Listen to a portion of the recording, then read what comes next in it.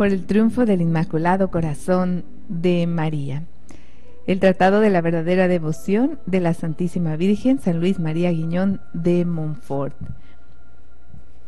Gracia de amor puro. 3. 215. Esta Madre del amor hermoso quitará de tu corazón todo escrúpulo y temor servil, lo abrirá y dilatará para que puedas correr por el camino de los mandamientos de su Hijo con la santa libertad de los hijos de Dios, y para que se encienda con el amor puro del que ella es tesorera, de modo que ya no te relacionarás con el Dios de la caridad, influido por el temor, como antes, sino por puro amor. Lo considerarás como a tu buen Padre, al que procurarás agradar en la menor cosa, y con el que hablarás con la misma confianza que lo hace un hijo con su padre. Si por acaso llegaras a ofenderle, humíllate enseguida en su presencia. Pídele humildemente perdón, extiéndele tu mano, levántate lleno de confianza, sin turbarte ni inquietarte y sin desanimarte. Continúa acercándote a él. 4. Confianza en Dios y en María. 216. La Virgen María te inculcará una gran confianza en Dios y también en ella. 1. Porque no te presentarás solo a Jesucristo, sino siempre acompañado de esta buena Madre. 2.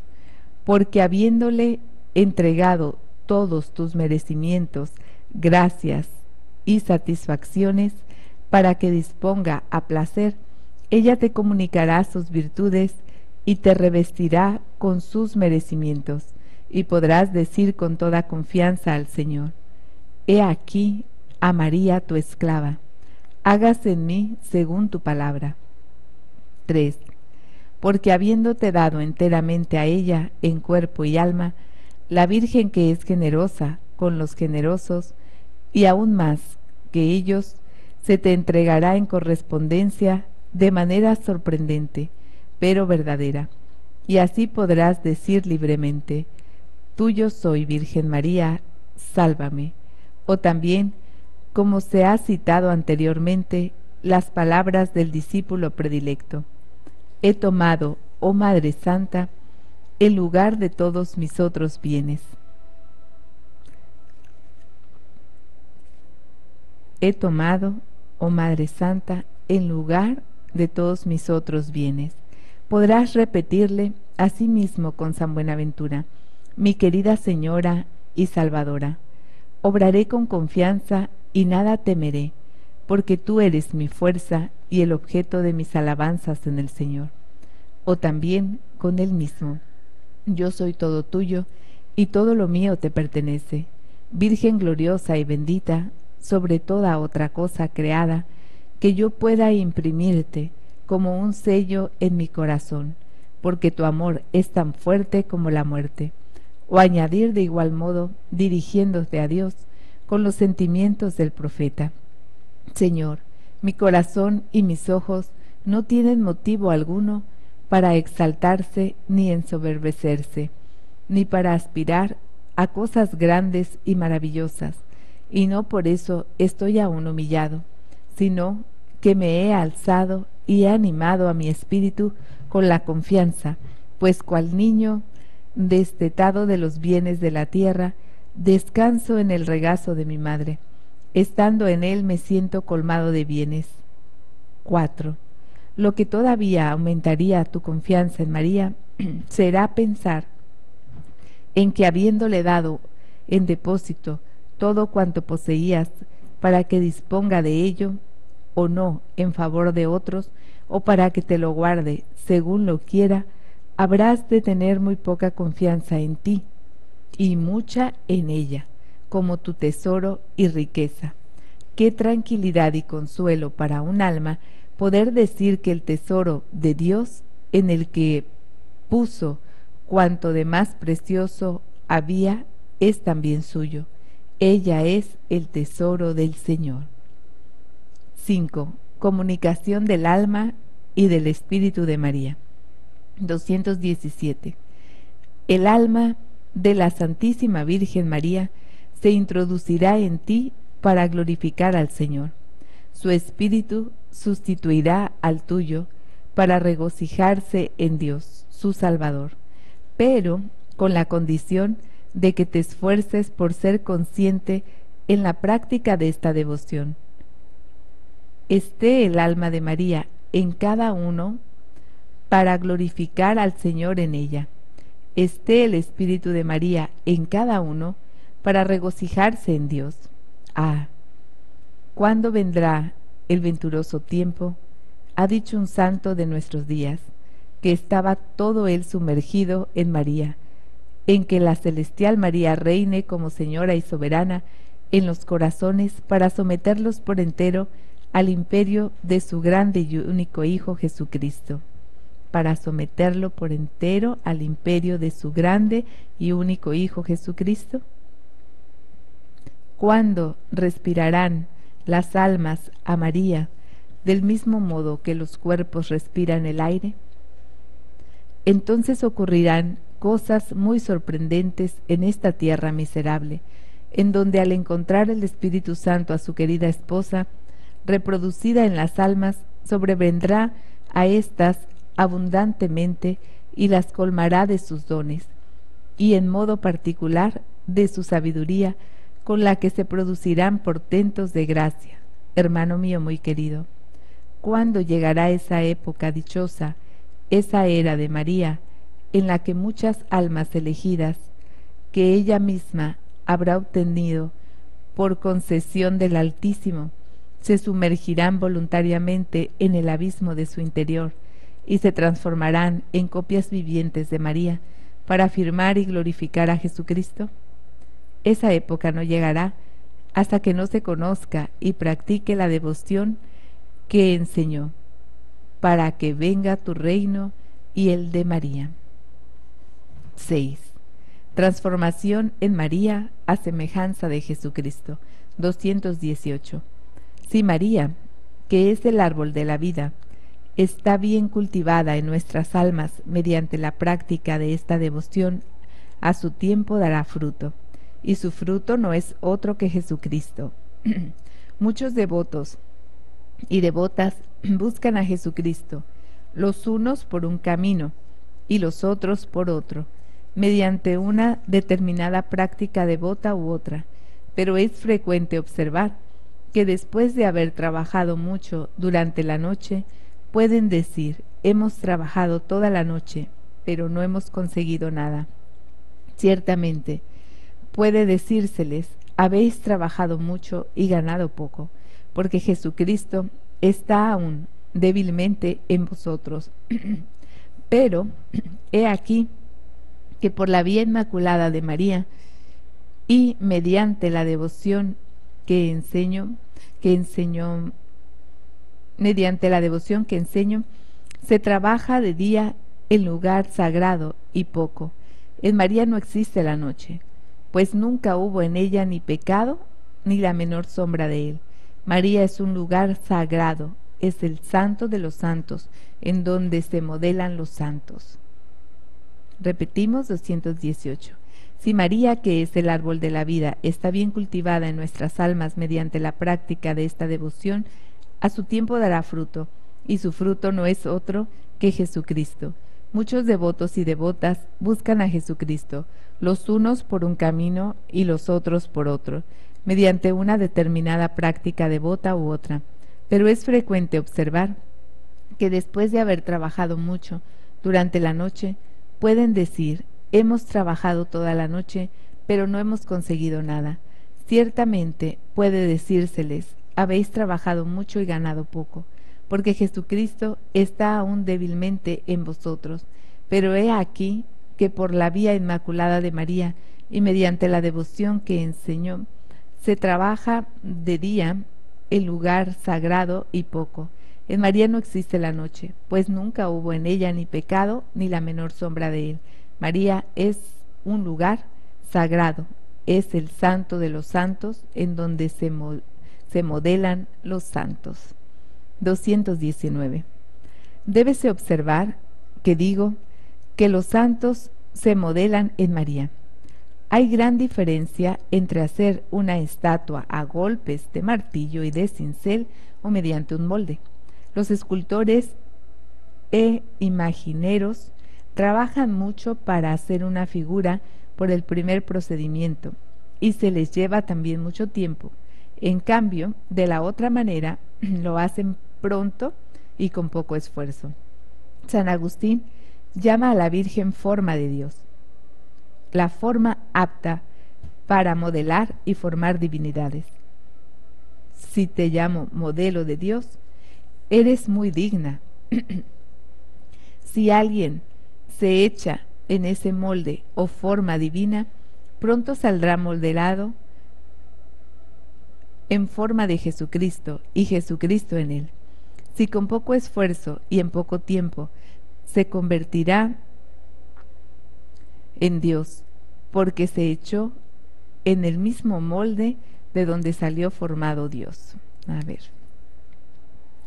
Debes observar que digo que los santos se modelan en María. Hay gran diferencia entre hacer una estatua a golpes de martillo y de cincel o mediante un molde. Los escultores e imagineros trabajan mucho para hacer una figura por el primer procedimiento y se les lleva también mucho tiempo. En cambio, en la otra manera lo hacen pronto y se les lleva mucho tiempo. En cambio, en la otra manera lo hacen pronto y con poco esfuerzo. San Agustín llama a la Virgen forma de Dios, la forma apta para modelar y formar divinidades. Si te llamo modelo de Dios, eres muy digna. Si alguien se echa en ese molde o forma divina, pronto saldrá modelado en forma de Jesucristo y Jesucristo en él. Sí, con poco esfuerzo y en poco tiempo se convertirá en Dios, porque se echó en el mismo molde de donde salió formado un Dios. 220. Paréceme muy apropiado comparar a los directores espirituales y personas devotas que quieren formar a Jesucristo en ellos o en otros con prácticas diversas a los escultores que, fiándolo todo a su habilidad exclusivamente, dan un sinfín de martillazos y de cinceladas a un bloque de piedra o a un tronco de madera para sacar la imagen de Jesucristo, y que algunas veces no logran sacarle parecido, ya sea por defecto de conocimiento o de experiencia, ya por algún golpe mal dado que estropea toda la obra. En cambio, los que siguen este secreto de la gracia que les expongo pueden compararse con razón a los fundidores y moldeadores que, habiendo dado en la hermosa figura y forma o molde de María, en donde se formó natural y divinamente Jesucristo, no fiándose de su habilidad en el oficio, sino en solo en la bondad de la forma, se echa y se pierden en María para transformarse en el retrato al natural de Jesucristo. 221. Qué hermoso y exacto parangón, pero ¿quién lo comprenderá? Yo deseo que seas tú uno de ellos, hermano mío, querido, pero ten esto bien presente: en el molde solamente se echa materia fundida y líquida. En otras palabras, es preciso destruir y fundir el viejo Adán, ese viejo Adán que hay en ti, si quieres transformarte de nuevo en María.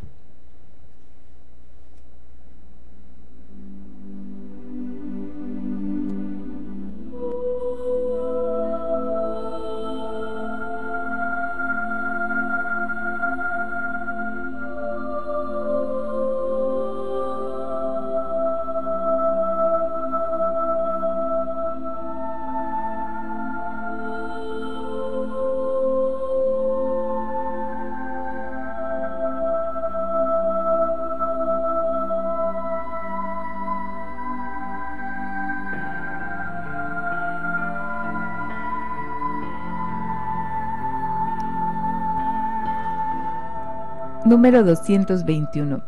Destruir y fundir el viejo Adán que hay en ti es necesario para este molde, porque para este molde tienes que echar la materia fundida y líquida. Esto quiere decir destruir y fundir el viejo Adán. ¿Qué significa, padre? El viejo Adán representa, no es que haya envejecido el Adán del Antiguo Testamento, se refiere a la manera de vivir de nosotros en el pecado.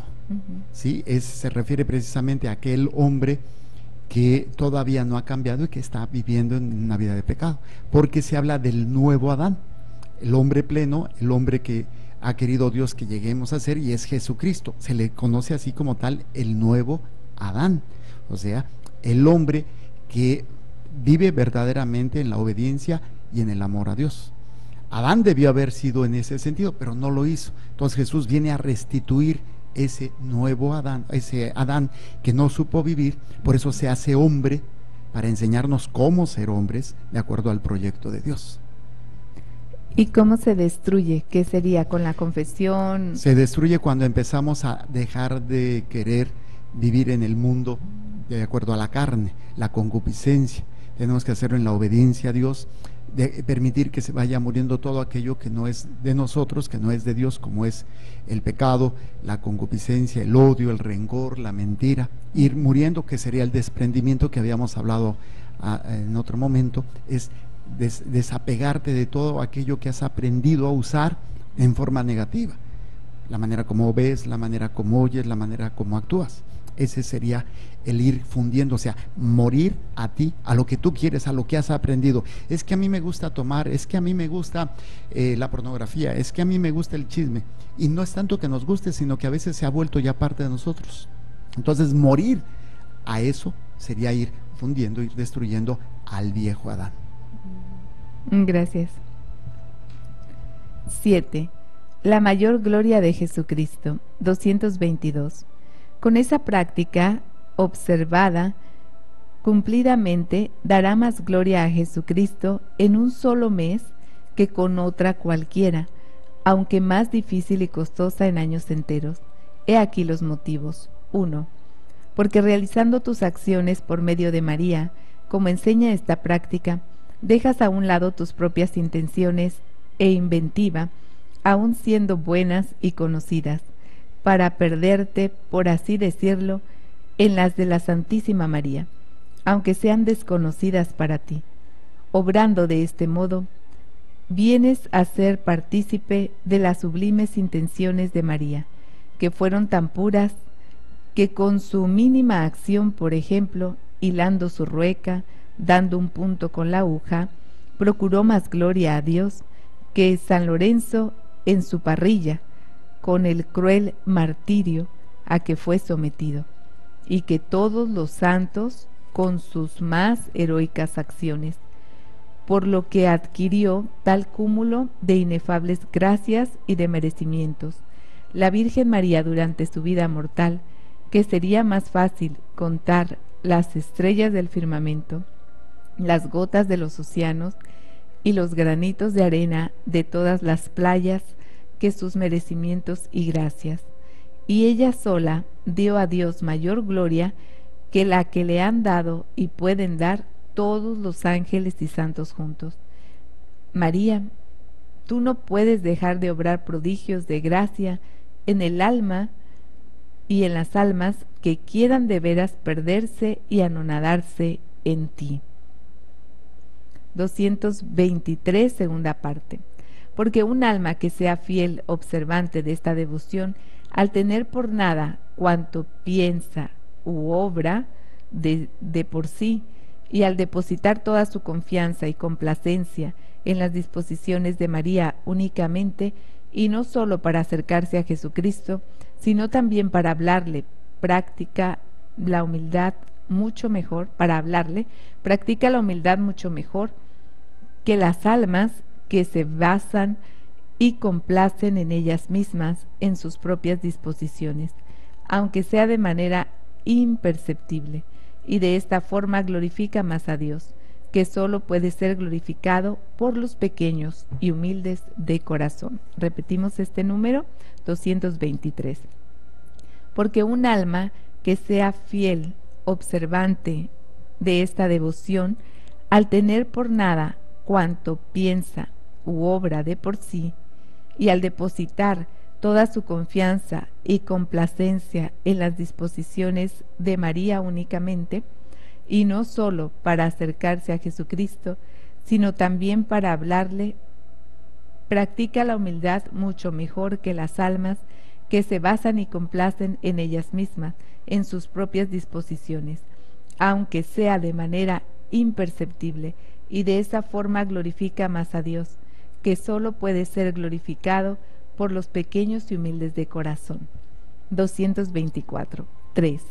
Porque la Virgen María, al ser tan caritativa, que se complace en recibir en sus propias manos virginales el obsequio de nuestras acciones, confiere luego a éstas una hermosura y esplendor inestimable, y además las ofrece ella misma a Jesucristo, siendo evidente que nuestro Señor resulta muchísimo más glorificado que si se las ofreciésemos nosotros mismos con nuestras manos pecadoras. 225. 4. Finalmente, porque tú no puedes pensar nunca en María sin que María piense por ti en Dios, ni alabas vez alguna a María sin que María alabe y honre a Dios juntamente contigo. María está perfectamente relacionada con Dios. Yo diría que es la relación de Dios, que solo está para correlacionar con Dios. Es el eco de Dios que dice y repite lo que dice Dios. Si tú dices María, ella dice Dios. Santa Isabel alabó a María llamándole bienaventurada por haber creído. María entonces, como eco fiel de Dios, entonó: mi alma glorifica al Señor. Lo que María hizo en aquella ocasión lo repite cada día. Cuando se le ama, se le rinde homenaje o se le hace entrega de algo, Dios es alabado, homenajeado y recibe por medio de María y en María.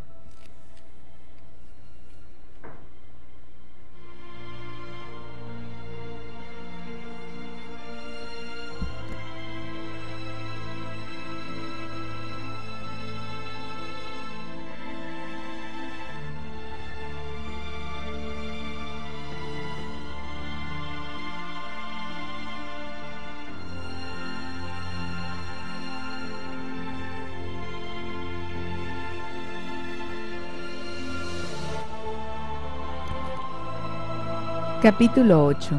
Prácticas especiales de esta devoción. 1. Prácticas externas. 226. Aunque esta devoción sea esencialmente interior, tiene sin embargo varias prácticas externas que no hay que descuidar. Ya porque las prácticas externas ayudan a las interiores, ya porque recuerdan al hombre que siempre se deja guiar por los sentidos, lo que ha hecho o deba de hacer, ya finalmente porque sirven para edificar al prójimo que las vea, cosas que no pueden conseguirse con las simplemente interiores. No vengan, pues, ningún mundano o criticón a decirme que la verdadera devoción es la del corazón, que conviene evitar lo puramente exterior por el peligro de satisfacer la propia vanidad, que la devoción debe estar oculta. A estos les contestaré con mi maestro, que los hombres vean vuestras buenas obras para que glorifiquen a vuestro Padre que está en los cielos. No deben hacerse las buenas obras, como dice San Gregorio, para agradar a los hombres y buscar sus alabanzas, lo que sería vanidad, sino que al ocurrir de verlas hacer delante de otros, ha de ser nuestro punto de vista el agradar solamente a Dios y procurar por tal medio su glorificación, sin preocuparnos en absoluto ni de las críticas ni de los aplausos de los hombres.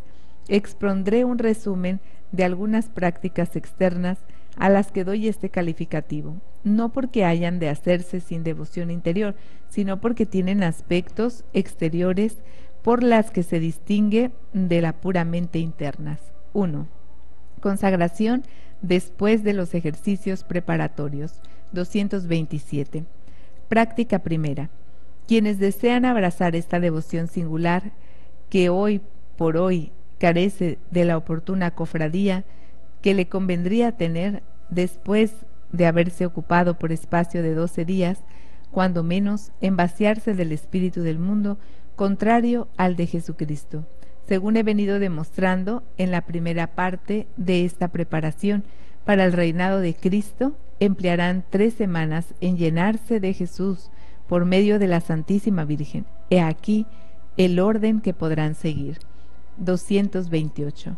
Durante la primera semana, en sus oraciones y obras de piedad, tendrán como intención la de conseguir el conocimiento exacto de sí mismos y la contrición de los pecados propios, haciéndolo todo además con espíritu de humildad.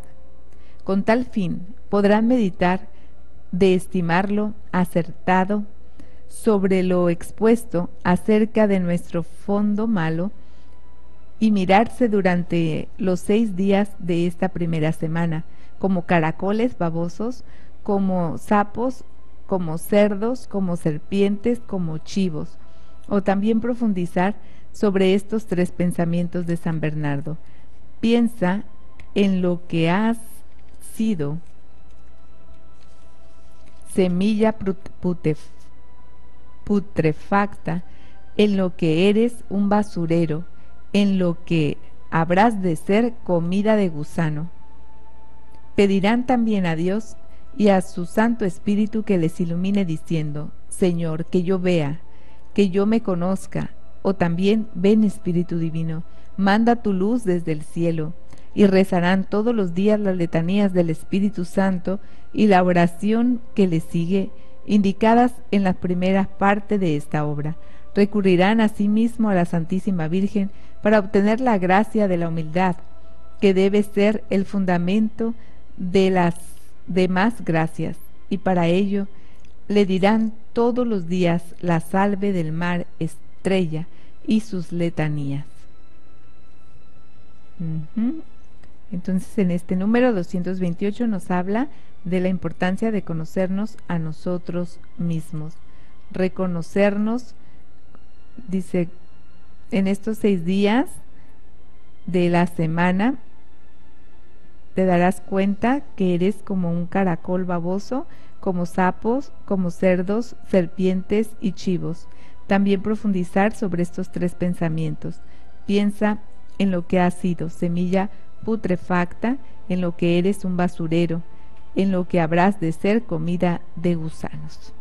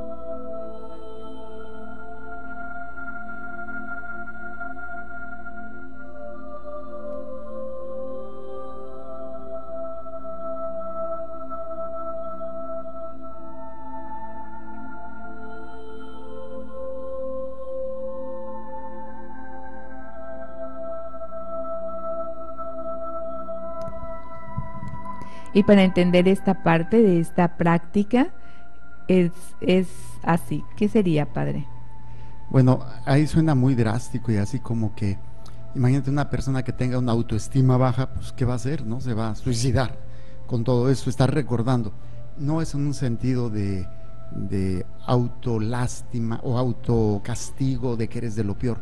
No, la autoestima sana consiste en reconocer todos los dones que Dios te ha dado, pero también en reconocer tus miserias, o sea, esas cosas que no estás haciendo bien. Y cuando uno medita y se da cuenta que pues realmente, de acuerdo a la ley de Dios, al amor de Dios, a la voluntad de Dios, no estamos cumpliendo eso, pues sale toda la miseria. Y aquí lo ponen así como que muy fuerte, ¿no? Gusano, sapo, cucaracha, puerco, cerdo, bueno. O sea, que eres pues un hombre que ha fallado a Dios, que ha fallado y que es necesario reconocer tus miserias en función del amor que Dios te ha dado. No tanto porque debas estarte aplastando en tu dignidad como persona, sino en reconociendo humildemente tus miserias delante del amor de Dios, delante de la perfección de Dios, para que en este acto de contrición, que sería el dolor, acuérdense que la contrición es el acto perfecto de arrepentimiento. Me duele por haber fallado a Dios. La atrición es cuando me duele, pero porque me van a castigar. Entonces la contrición no es en un degradarte, de perder tu autoestima y caer en la depresión. No, es reconocerte miserable ante la grandeza de Dios, reconocerte que has pecado, que la has regado y que pues no mereces nada, pero que Dios en su infinito amor y misericordia te lo va a dar. Pero es presentarte ante Dios como eres, con todas tus miserias, porque muchas veces podemos caer en el extremo de la depresión, incluso caer en la tontería del suicidio, o en el justificarme. No, yo no soy tan malo, yo no mato, yo no robo, así como sucedió con mis hermanos. Voy a comparar una indiscreción. Mi mamá dijo a mi hermana que ya se había confesado, le dijo a mis dos hermanos, no, yo no necesito confesarme, yo no necesito confesarme.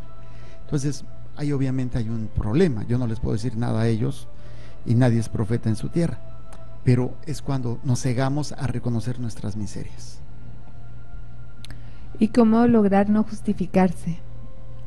¿Cómo lograr qué? Por ejemplo, cuando se llega a la confesión, generalmente uno se justifica porque dice aquí este número que tienes que reconocer tu nada, ¿no? Y que haya contrición. Pero cuando uno llega justificándose, entonces todavía realmente no hay una contrición. No hay, porque incluso cuando la gente se confiesa, muchas veces se confiesa pero justificándose lo que hicieron. Entonces yo les digo, no podemos justificarnos. Tu respuesta tiene que ser por lo que Dios ha hecho por ti, no por lo que los demás hagan por ti. Yo uso mucho el ejemplo de una balanza.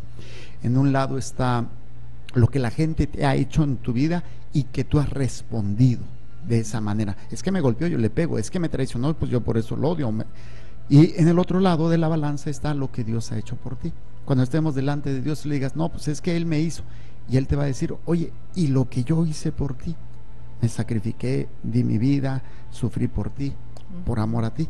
Tú deberías de responder por lo que yo he hecho por ti, no por lo que los demás. Eso es lo difícil, pero eso hay que llegar a responder por lo que Dios ha hecho por mí, y sanar y perdonar lo que otros me hayan hecho, y no justificarme en que ellos me hicieron, porque si no seríamos dos niños peleándose, que llega la pregunta, ¿por qué pegas a tu hermano? Es que él empezó. No, pues es que él me hizo. O sea, justificándonos para poder decir, es que yo lo hice por la culpa del otro. Gracias. Y seguimos. Número 229. En la semana segunda se emplearán en el conocimiento de María, dirigiendo a tal finalidad sus oraciones cotidianas. Pedirán ese conocimiento al Espíritu Santo y con la misma finalidad podrán leer y meditar lo que hemos dicho sobre la Santísima Virgen y rezar, como en la semana anterior, las letanías del Espíritu Santo y la salve del Mar Estrella, y además un rosario al día, o cuando menos la tercera parte del mismo. 230. Emplearán la semana tercera en conocer a Jesucristo. A tal fin, podrán leer y meditar lo dicho sobre él en la presente obrita y rezar la oración de San Agustín transcrita al principio de esta segunda parte. Asimismo podrán decir con dicho santo 100 veces al día, Señor, que te conozcan, Señor, que te conozcan, o también, Señor, que yo comprenda lo que eres. Y rezarán, como en las semanas precedentes, las letanías del Espíritu Santo y la salve del Mar Estrella, añadidas cada día las letanías del dulce nombre de Jesús. En este número 230, las letanías se rezarán del Espíritu Santo y la salve del Mar Estrella, añadiéndoles cada día las letanías del dulce nombre de Jesús. 231. Al terminar las 3 semanas, se confesarán y comulgarán con intención de darse a Jesucristo en calidad de esclavos por amor y por mano de María. Después de la comunión, que procurarán hacer con arreglo a lo que se indica más adelante, leerán la fórmula de su consagración que aparece al final de este librito. Si esta fórmula no la tuviesen impresa en hoja aparte, deberán escribirla los interesados de su puño y letra y hacerla copiar, y firmarán, según costumbre, el mismo día de la consagración. 232. Será conveniente que en ese día entreguen algún tributo a Jesucristo y a su Santa Madre, ya en señal de penitencia por su infidelidad durante la vida pasada a los votos del bautismo, ya para atestiguar su dependencia de dominio de Jesús y de María. Este tributo podrá ser conforme a la devoción y posibilidad de cada cual, como un ayuno, una mortificación, una limosna, un cirio, y aunque no se ofreciera más que un simple alfiler corriente, ofreciéndolo de corazón, seguiría agradar a Jesús, que solo se fija en la buena voluntad. Número 233. Por lo menos una vez al año, en el día del aniversario, deberá renovarse la misma consagración, observando idénticas prácticas durante las 3 semanas precedentes. También podrá renovarse una vez al mes y aún diariamente. Lo hecho repitiendo estas palabras sencillas: yo soy todo tuyo y todo cuanto poseo te pertenece. Amable Jesús mío, por medio de María, tu Santísima Madre. 2. El rezo de la coronita de la Santísima Virgen. 234. Práctica segunda. Rezarán todos los días de su vida, sin adquirir, con toda obligación formal, la coronita de la Santísima Virgen, que consta de 3 Padres Nuestros y 12 Aves Marías, en honor de los 12 privilegios y grandezas de Nuestra Señora. Esta práctica devota es muy antigua y se basa en la Sagrada Escritura, en la que se lee que San Juan Evangelista vio a una señora coronada con 2 estrellas, abrillantada por el sol y con la luna bajo sus pies, que según los intérpretes fue María Santísima. 235.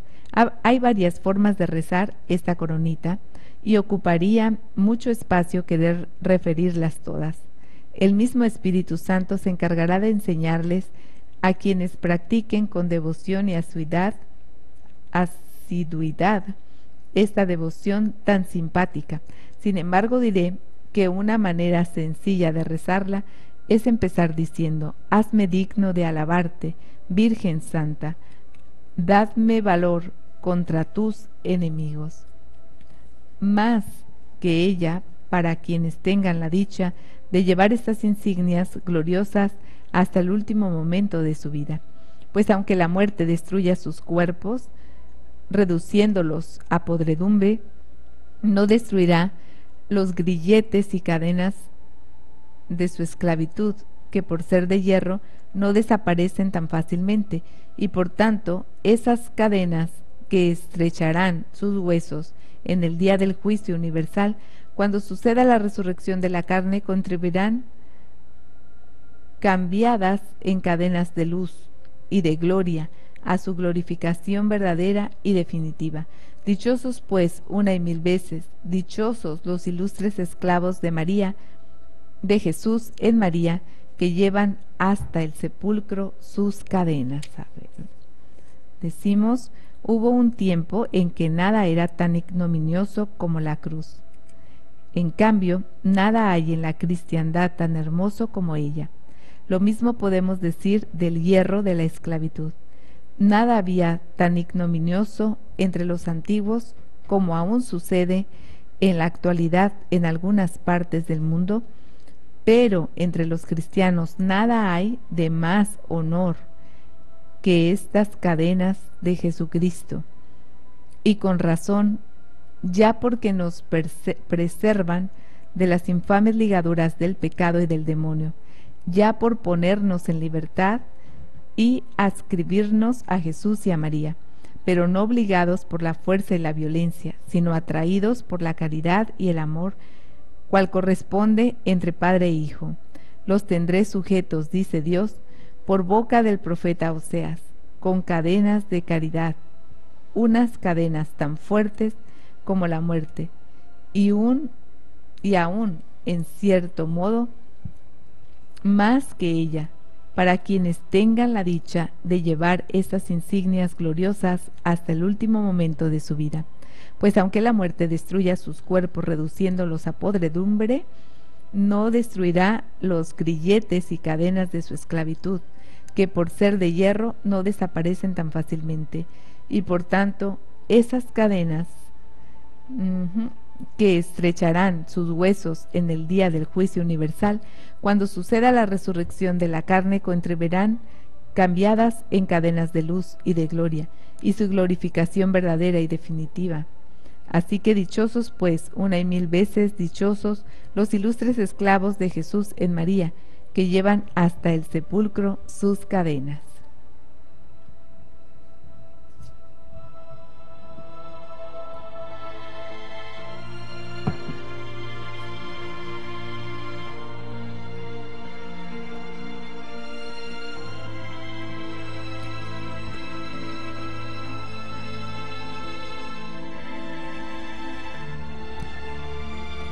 (238) He aquí ahora las razones de que lleven esas cadenillas. 1. Es para recordar al cristiano los votos y promesas hechos en el santo bautismo, la renovación de los mismos con motivo de abrazar esta devoción de la esclavitud voluntaria por amor y la obligación que tiene de ser constante y fiel en ella, así como el hombre que se guía más por sus sentidos que por la fe pura, olvida con facilidad sus obligaciones para con Dios, si no tiene algo que obre como excitante de su mente para recordárselas.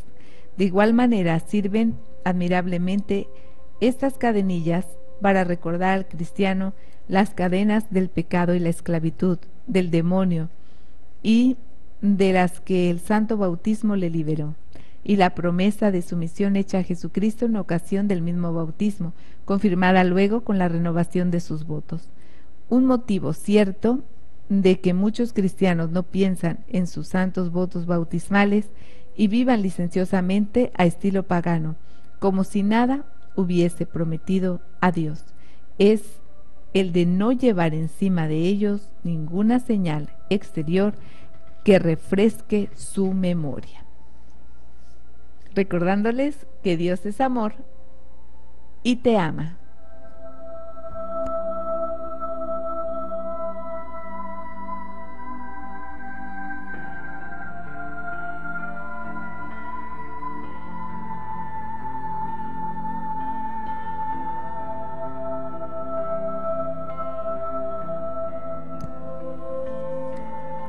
(239) 2. Es para demostrar que no se avergüenza de la esclavitud y servidumbre adoptadas con relación a Jesucristo, y que renuncia en cambio a la funesta servidumbre del mundo del pecado y del demonio. 3. Es para prevenirse e inmunizarse contra las cadenas del pecado y del demonio, porque tenemos que llevar forzosamente cadenas, o las de iniquidad o las de salvación y caridad. 240. Hermano mío muy querido, rompamos las cadenas del pecado y de los pecadores del mundo y de los mundanos del demonio y de sus secuaces. Lancemos bien lejos de nosotros su funesto yugo. Pongamos nuestros pies para servirme de la expresión del Espíritu Santo en los gloriosos hierros de Jesucristo. Presentemos nuestro cuello a sus cadenas, doblemos la espalda y carguemos con la sabiduría que es Jesucristo, y no nos disguste llevar sus cadenas. Habrá notado que el Espíritu Santo prepara al alma antes de decirle estas palabras, para que no deseche consejo tan importante. Y he aquí los términos en que lo hace. Escucha, hijo, y acepta mi parecer, y no rechaces mi consejo. 241.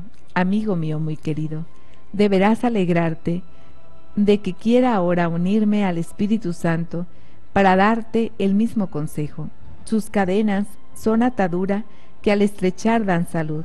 Jesucristo, pendiente de la cruz, todo lo atrae hacia Él, por amor o por fuerza, y así atraerá a los reprobos con las cadenas de sus pecados para encadenarlos como forzados y diablos a su ira eterna y a su justicia vengadora, pero atraerá también, y especialmente en los últimos tiempos, a los predestinados con los vínculos de las cadenas de la caridad. Los atraeré con cuerdas de amor y los alimentaré con bondad. Número 242.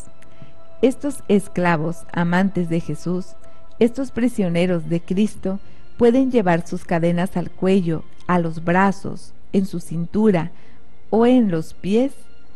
Así que el padre Vicenzo Carrafa, séptimo general de la Compañía de Jesús, muerto en olor de santidad el año 1643, llevaba en señal de su esclavitud un grillete de hierro en los pies, y decía que le disgustaba mucho no poder arrastrar en público su cadena. La Madre Inés de Jesús recordaba anteriormente, llevaba una cadena de hierro en la cintura.